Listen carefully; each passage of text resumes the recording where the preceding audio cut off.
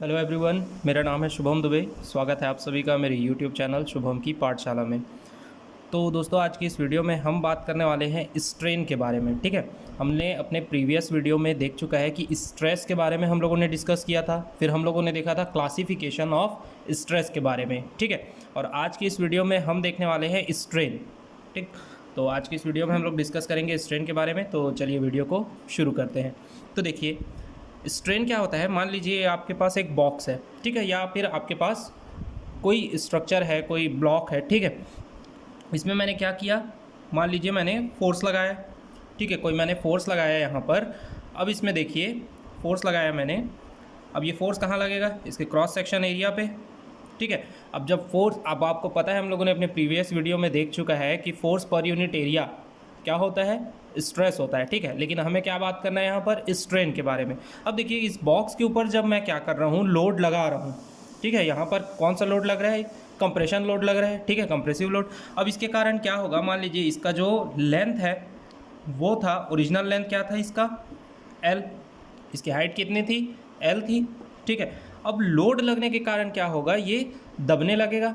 ठीक है, कंप्रेस होगा, और कंप्रेस होने के कारण ये कुछ इस तरीके से हो जाएगा कि ये दबकर कुछ इस तरीके से बन जाएगा। ठीक है, मतलब इसके हाइट में चेंज आ जाएगा, और कितना चेंज आ गया, डेल एल का। ठीक है, यहाँ पर डेल एल का चेंज आ गया इसमें। क्लियर है। और अगर देखें हम लोग, तो एक और ब्लॉक है कुछ इस तरीके का। इसमें मैंने क्या लगाया, टेंशन, फिर से फोर्स लगाया, टेंशन फोर्स लगाया। अब इसके कारण क्या हुआ, ये खींचेगा। टेंशन फोर्स मतलब क्या, इसे खींच रहा है। ठीक है, खींचने के कारण क्या होगा, फिर से इसके लेंथ इंक्रीज हो जाएगा। ठीक है, लेकिन क्या होगा, ये मान लीजिए इसका ओरिजिनल लेंथ कितना था, इसका ओरिजिनल लेंथ था एल, और इसका डायमीटर था डी।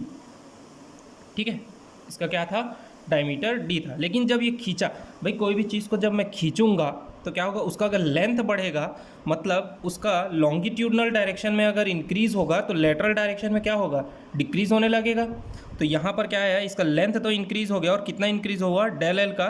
लेकिन इसका जो ये था लेटरल डायमेंशन था, वो क्या हुआ, डेल डी, डिक्रीज हो गया।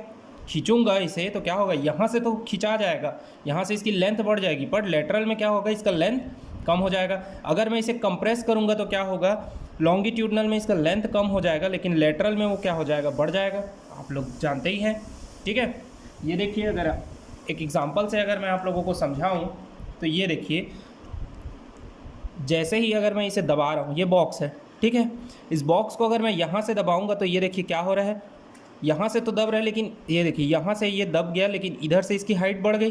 ठीक है, सेम उसी तरीके से अगर मैं इसे खींचूंगा, खींचता हूँ तो क्या होता है, इधर से तो इसका लेंथ बढ़ जाएगा, पर यहाँ से ये क्या हो जाएगा, कम होने लगता है। वही चीज़ हो रहा है। ठीक है, तो अब स्ट्रेन होता क्या है, तो स्ट्रेन का अगर हम देखें तो स्ट्रेन क्या होता है, इसे हम डिनोट करते हैं या रिप्रेजेंट करते हैं एप्सिलॉन से। ठीक है, ये क्या होता है, change in dimension, change in dimension divided by original dimension. ठीक है, अब डायमेंशन कुछ भी हो सकता है, लेंथ विड्थ कुछ भी है ना, लेटरल या लॉन्गिट्यूडनल कोई भी डायरेक्शन हो सकता है। तो स्ट्रेन का एक्चुअल अगर आपसे डेफिनेशन पूछा जाए, या स्ट्रेन का आपको एक्चुअल फॉर्मूला पूछा जाए, तो वो क्या होता है, change in dimension divided by original dimension. Clear है। अब देखिए यहाँ पर अब आता है लॉन्गिट्यूडनल स्ट्रेन, लॉन्गिट्यूडनल स्ट्रेन। ठीक है, इसको हम क्या करते हैं, ई एल से डिनोट कर लेते हैं। ठीक है, अब देखिए यहाँ पर क्या था, ये था, ये बॉक्स था। ठीक है, ये ब्लॉक है हमारे पास। जब मैंने इसे खींचा तो ये क्या हुआ, लॉन्गिट्यूडनल डायरेक्शन में इंक्रीज हुआ। कितना इंक्रीज हुआ, पहले इसका ओरिजिनल लेंथ कितना था, एल, इंक्रीज कितना हुआ, डेल एल। ठीक है, तो ये क्या हो गया, इसके डायमेंशन में चेंज कितना आया, लॉन्गिट्यूडनल डायरेक्शन तो ये है ना। ठीक है, तो ई एल कितना आएगा, इसका लॉन्गिट्यूडनल स्ट्रेन कितना आएगा, चेंज इन लेंथ कितना हुआ इसमें, डेल एल, और ओरिजिनल कितना था इसका, एल। तो मतलब क्या हुआ, ये change in length, change in length divided by original length. Clear है। यहाँ तक की चीज़। अब देखिए, अगर आपसे पूछा जाए लेटरल स्ट्रेन क्या होगा इसका, लेटरल स्ट्रेन कितना होगा, तो लेटरल कौन सा है, ये वाला, ठीक है। जब मैंने इसे खींचा, ये वाले ब्लॉक को हम लोग कंसिडर कर रहे हैं, जब मैंने इसे खींचा तो क्या हुआ, लेंथ तो इंक्रीज हुआ, इसका लेंथ इंक्रीज हुआ, लेकिन ये क्या हुआ, लेटरल डायरेक्शन में इसका जो डायमीटर था वो डिक्रीज हो गया, ठीक है। तो इसे मैं दे देता हूँ ई डी, एप्सिलॉन डी का नाम दे देता हूँ, ठीक है। तो यहाँ पर क्या आएगा, ठीक है, यहाँ पर क्या आ जाएगा, del d upon d, change in length in lateral direction divided by original length in lateral direction. Clear हुआ यहाँ तक का चीज़, तो अब आपको समझ में आ जाएगा। ठीक इसी तरीके से अगर मैं देखूँ वॉल्यूमेट्रिक स्ट्रेन, वॉल्यूमेट्रिक स्ट्रेन, ठीक है, वॉल्यूमेट्रिक स्ट्रेन को किससे डिनोट करता हूँ मैं, एप्सिलॉन वी से, ठीक है। ये क्या होगा, एप्सिलॉन वी क्या होगा, change in volume, change in volume divided by original volume,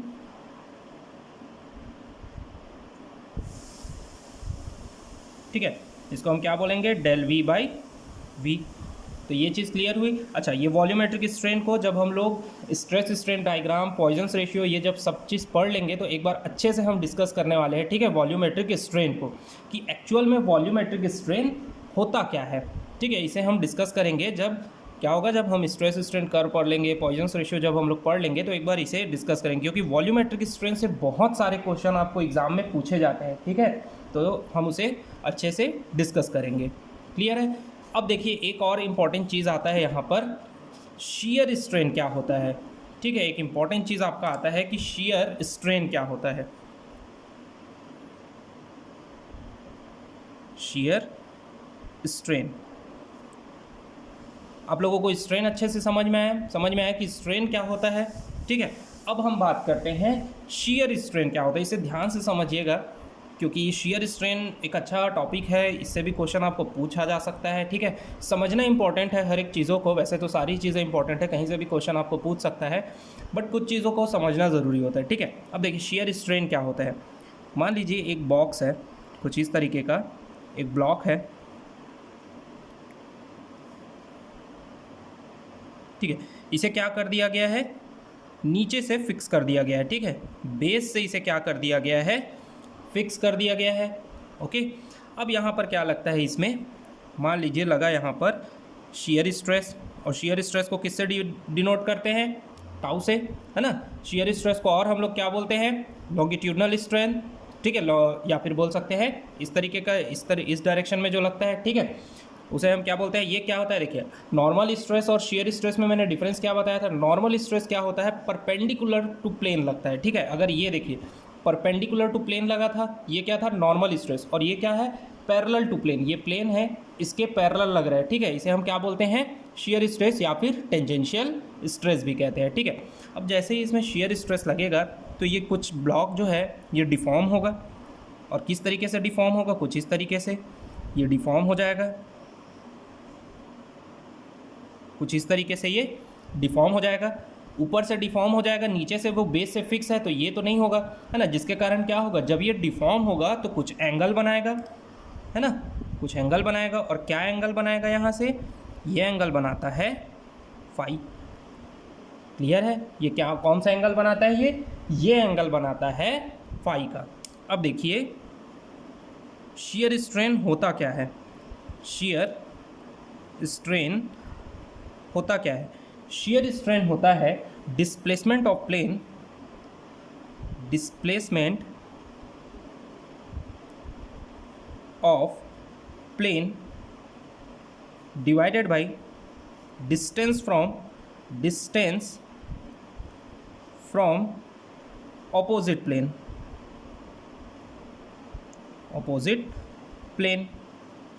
ठीक है। अब देखिए क्या बोल रहा है, डिस्प्लेसमेंट ऑफ प्लेन, ये प्लेन था, ये जो प्लेन था, ये वाला प्लेन था, ये कितना डिस्प्लेस हुआ है, ये कितना डिस्प्लेस हुआ है, ये जो प्लेन है वो कितना डिस्प्लेस हुआ है, मान लीजिए ये डिस्प्लेस हुआ है डेल एक्स, और इसका लेंथ कितना था, या फिर बोल सकते हैं इसकी हाइट कितनी थी, इसकी इसका डिस्टेंस क्या था, एल, ठीक है। आप इसको क्या बोल सकते हैं, displacement of plane divided by distance from opposite plane या फिर परपेंडिकुलर प्लेन, ठीक है। तो परपेंडिकुलर प्लेन का लेंथ कितना है, एल है, क्लियर है। तो अब देखिए इसे मैं क्या लिख सकता हूँ, शेयर स्ट्रेन को मैं लिख सकता हूँ del x by l. Clear है, ये देखिए। अब देखिए यहाँ पर आपको समझने वाली चीज़ ये है कि ये जो डेल एक्स बाई एल है, इसे हम क्या कहते हैं, इसे हम टेंजेंट ऑफ फाई भी कहते हैं, ठीक है। इसे हम क्या कहते हैं, ये वाला जो है आपका, ये डेल एक्स बाई एल को हम लोग क्या कहते हैं, ये फाई था, और इस फाई को हम क्या कहते हैं, ये फाई क्या कहलाता है, फाई इज ऑल्सो कॉल्ड, इसे हम क्या कहते हैं, शेयर एंगल भी कहते हैं, ठीक है। इसे हम शेयर एंगल भी कहते हैं, ठीक है।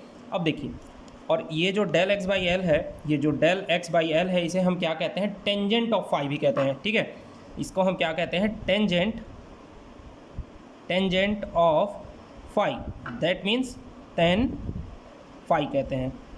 क्लियर है, यहाँ तक की चीज़ें समझ में आई। अब देखिए कैसे होगा ये, तो मैं अगर इतने हिस्से को ही अगर मैं कंसिडर करूँ, इसको और अच्छे समझते हैं कि कैसे ये टेंजेंट ऑफ फाई है। तो देखिए इतने हिस्से को अच्छे से समझते हैं हम लोग। तो और देखिए इतना हिस्सा का अगर मैं यहाँ पर बना दूँ, ये वाले हिस्से बस को, तो कुछ इस तरीके का आएगा। ये फाई था, ये क्या था, ये डेल एक्स है, ठीक है। ये क्या है, ये एल है।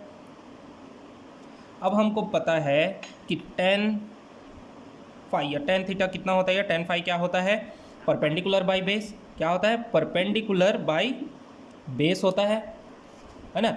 अब इसमें देखिए ये क्या हो जाएगा, इसमें ये हो जाएगा हाइपोटेनियस, ये हो जाएगा परपेंडिकुलर, क्योंकि जो परपेंडिकुलर क्या होता है, जो 90 डिग्री बनाए, ठीक है। तो ये 90 डिग्री बना रहे, ये परपेंडिकुलर हुआ, और ये क्या होगा, बेस।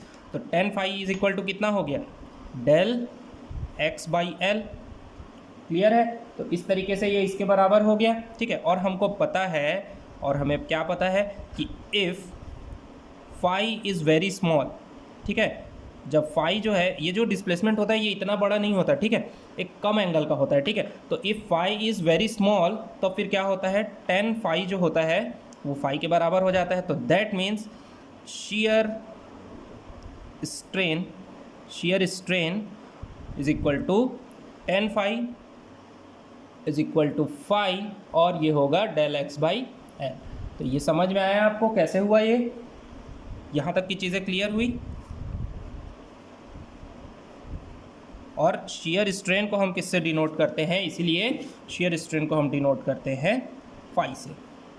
क्लियर हुआ, शेयर स्ट्रेन को हम किससे डिनोट करते हैं, फाई से डिनोट करते हैं। तो ये चीज़ समझ में आया आपको, यहाँ तक की चीज़ें समझ में आई। स्ट्रेन हम लोगों ने समझा, स्ट्रेन क्या होता है, स्ट्रेन को हम लोगों ने देखा, एक ब्लॉक था, खींचने से क्या हुआ, उसके लेंथ में चेंज आया, लेंथ इंक्रीज़ हो गई, लेकिन लॉन्गिट्यूडनल डायरेक्शन में इंक्रीज़ हुआ, लेकिन लेटरल डायरेक्शन में क्या हुआ, डिक्रीज़ हो गया, ठीक है। और स्ट्रेन क्या होता है, change in dimension divided by original dimension. Longitudinal strain हम लोगों ने देखा, change in length divided by original length. Lateral strain भी देख लिया, वॉल्यूमेट्रिक स्ट्रेन भी देख लिया, ठीक है, change in volume divided by original volume. Shear strain के बारे में देख रहे थे हम लोग कि क्या किए, एक बॉक्स लिए, उसे हम लोगों ने बेस से फिक्स किया, यहाँ पर शेयर स्ट्रेस आया, शेयर स्ट्रेस के कारण किसी एंगल से ये क्या हो गया, डिफॉर्म हो गया, एक एंगल से, जिसे हमने फाई एंगल नाम दिया है, इसे ही हम शेयर एंगल भी कहते हैं। और शेयर स्ट्रेन क्या होता है, डिस्प्लेसमेंट ऑफ प्लेन, ये प्लेन जो था वो डिस्प्लेसमेंट हुआ divided by distance from opposite plane या परपेंडिकुलर प्लेन, ये हम लोगों ने इसे लिख दिया। और ये क्या कहलाता है, ये कहलाता है टेंजेंट ऑफ फाई यानी टेन फाई, ठीक है। इतने हिस्से को हम लोगों ने कंसीडर करके यहाँ पर बड़ा करके लिखा है, और हम लोग को जानते हैं कि टेन फाई क्या होता है, परपेंडिकुलर बाई बेस, मतलब ये, और फाई अगर वेरी स्मॉल होता है तो टेन फाई किसके बराबर हो जाता है, फाई के। तो इस तरीके से शेयर स्ट्रेन यानी फाई इज इक्वल टू ये होता है, ठीक है। तो हम लोग शेयर स्ट्रेन को किससे डिनोट करते हैं, फाई से। यहाँ तक की चीज़ समझ में आई। अब देखिए, अगर आपको पूछा जाए कि शेयर मॉड्यूलस क्या होता है, हालांकि हम लोग जब इलास्टिक कांस्टेंट पढ़ेंगे तो वहाँ पर अच्छे से उसे डिस्कस करेंगे, लेकिन फिर भी मैं यहाँ पर बता देता हूँ आपको कि शेयर मॉड्यूलस क्या होता है, ठीक है। शेयर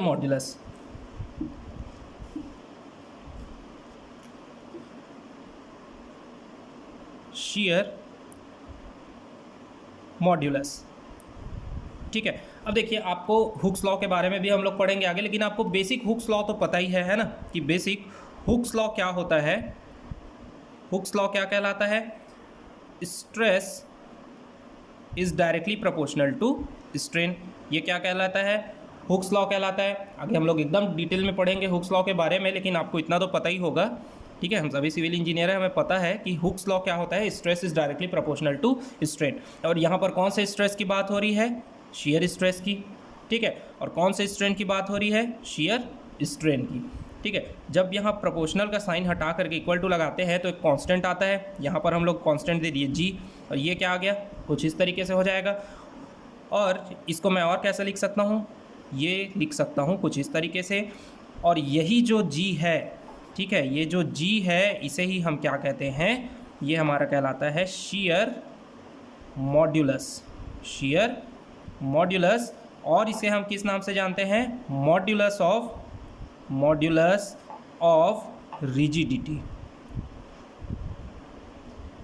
ठीक है। तो समझ में आया यहाँ तक की चीज़ें, ठीक है, आप लोगों ने देखा यहाँ तक की चीज़ें समझ में आई। स्ट्रेन हम लोगों ने देखा, शियर स्ट्रेन को देखा, और अभी हम लोगों ने क्या डिस्कस किया, शियर मॉड्यूलस को। क्लियर है। तो आज की इस वीडियो में यहाँ तक रखते हैं हम लोग, ठीक है। तो अब तक हम लोग क्या क्या चीज़ें पढ़ चुके हैं, अब तक हम लोग स्ट्रेस पढ़ चुके हैं और क्लासिफिकेशन ऑफ स्ट्रेस पढ़ चुके हैं, और यहाँ पर हम लोगों ने अपना स्ट्रेन भी कंप्लीट कर लिया, ठीक है। जहाँ पर हम लोगों ने देखा लॉन्गिट्यूडनल स्ट्रेन देखा, लेटरल स्ट्रेन देखा, है ना, और वॉल्यूमेट्रिक स्ट्रेन देखा। वॉल्यूमेट्रिक स्ट्रेन जैसे ही हमारा पॉइजन्स रेशियो और स्ट्रेस स्ट्रेन डायग्राम ये सारी चीज़ें कंप्लीट हो जाएंगी तो एक बार डिटेल में हम डिस्कस करेंगे वॉल्यूमेट्रिक स्ट्रेन को, ठीक है। यहाँ पर हम लोगों ने शियर स्ट्रेन को काफ़ी अच्छे से डिस्कस किया है, ठीक है, शियर मॉड्यूलस के बारे में पढ़ा है। तो उम्मीद है आज के इस वीडियो में जितनी सारी चीज़ें मैंने आप लोगों को समझाने की कोशिश की है वो सारी चीज़ें आपको अच्छे से समझ में आई होंगी।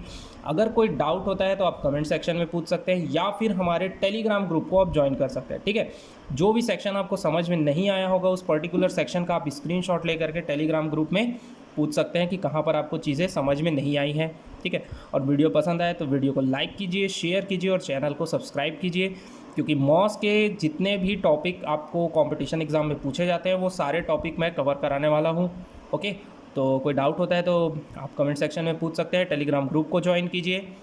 तो मिलते हैं नेक्स्ट वीडियो में नेक्स्ट टॉपिक के साथ। Thank you.